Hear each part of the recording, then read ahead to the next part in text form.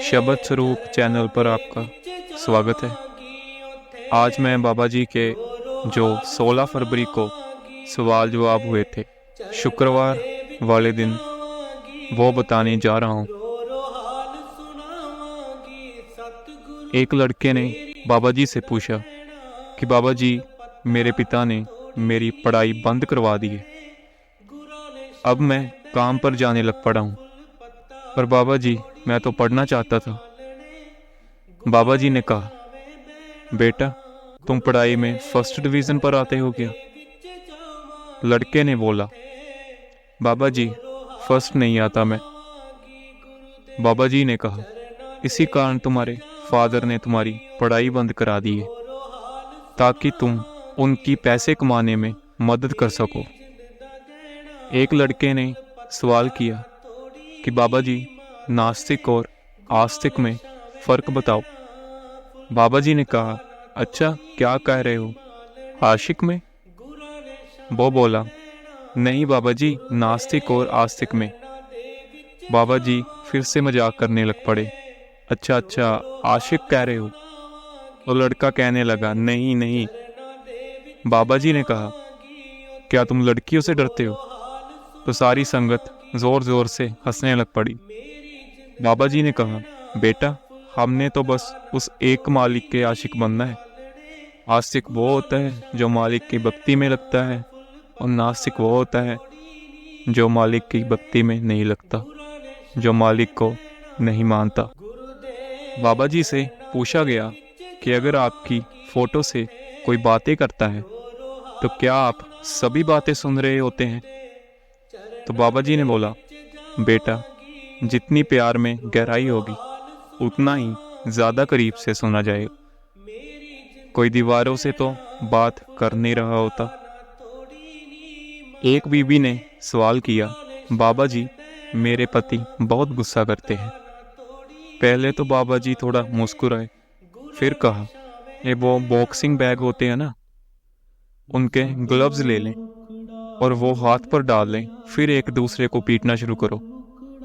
सारी संगत खूब हंसी। फिर बाबा जी ने कहा, आप दोनों मिलकर घर के बर्तन खूब खड़काते होंगे फिर तो। फिर बीबी बोली, बाबा जी मैंने अपने पति की शिकायत करनी है आपसे कि वो गुस्सा बहुत ज़्यादा करते हैं। बाबा जी ने कहा, आप उनके सामने एक अच्छा उदाहरण बनो, वे खुद ब खुद बदल जाएंगे। फिर एक लड़का बाबा जी से कहता है कि मुझे अपना सिक्योरिटी गार्ड रख लो। बाबा जी ने कहा, जो मेरे सिक्योरिटी गार्ड है ना, उनकी सिक्योरिटी मुझे खुद करनी पड़ती है, तुम्हें मैं क्या रखूं? तो सारी संगत हंस पड़ी थी। एक लड़की ने पूछा, बाबा जी आप स्माइल करते हैं, जब हंसते हैं बहुत क्यूट लगते हैं, बहुत अच्छे लगते हैं। तो बाबा जी ने कहा, अच्छा मैं हंसते हुए ही अच्छा लगता हूँ, रोते हुए अच्छा नहीं लगता। लड़की कहने लगी, नहीं नहीं। बाबा जी ने कहा कि आप जजमेंट कैसे लगा सकती हो कि मैं रोता हुआ अच्छा नहीं लगता होगा, बस हंसता हुआ ही अच्छा लगता हूँ। तो सभी संगत खूब हंसने लग पड़ी। एक लड़की ने बाबा जी को कहा, बाबा जी आप बहुत ही क्यूट हो, क्या मैं आपको गुगलू मुगलू बुला सकती हूँ? तो बाबा जी पंजाबी में बोले, बस यही रह गया से सुनन नूं, इते तुसी हुण दाढ़ी तक नहीं पुज गए कि यही रह गया था सुनने को, अभी कहीं आप दाढ़ी तक नहीं पुज गए मेरी। यह सुनकर सारी संगत जोर जोर से हंसने लग पड़ी थी और बाबा जी भी मुस्कुराने लगे थे। फिर लड़की बोली थी कि आप काफ़ी क्यूट दिखते हो, तो बाबा जी ने स्माइल कर दी थी उसको। एक स्टूडेंट ने बाबा जी को पूछा था कि बाबा जी आज मैं एग्ज़ाम देकर आया हूँ, आप दया मेहर बनाए रखिएगा मेरे पर कि मेरे अच्छे नंबर आ जाए। बाबा जी ने कहा, बेटा इसके लिए तो मेहनत करनी पड़ेगी, आपको हार्ड वर्क की ज़रूरत है। अगर किसी बाबा के पास जाने से अच्छे नंबर आ जाते तो हर कोई पहली डिवीज़न ना हासिल कर लेता। फिर एक बीबी ने बाबा जी से पूछा, बाबा जी जब भी मैं भजन सिमरन पर बैठती हूँ मेरा मन नहीं लगता। तो बाबा जी ने कहा, हमारा सभी का यही हाल है, हमने तो बस हुक्म की पालना करनी है।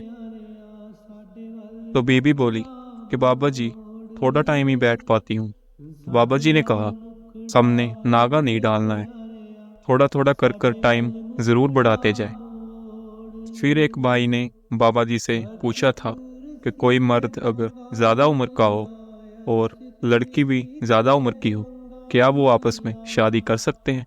तो बाबा जी ने कहा, ये तो आपका पर्सनल मामला है, निजी मामला है, मैं क्या बोलूँ इसमें।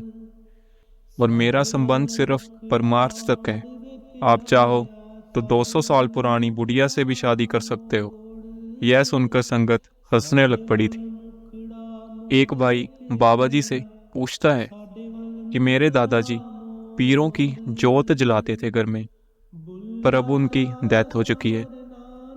उनके जाने के बाद घर के सदस्यों ने जोत जलानी बंद कर दी है, और जब से हमने जोत जलानी बंद की है हमारे घर पर कोई ना कोई दुख मुसीबत बनी रहती है। तो क्या बाबा जी हमें जोत जलानी शुरू कर देनी चाहिए दोबारा से?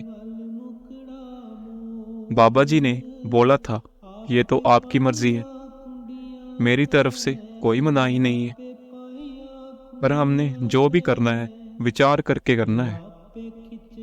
उसने कहा, बाबा जी जोत जलाना नहीं चाहता मैं। बाबा जी ने कहा था, जैसा आपका मानना है आप वैसा ही करें। बाबा जी ने यह भी फरमाया था कि बेटा, भक्ति हमने सिर्फ उस एक की करनी है।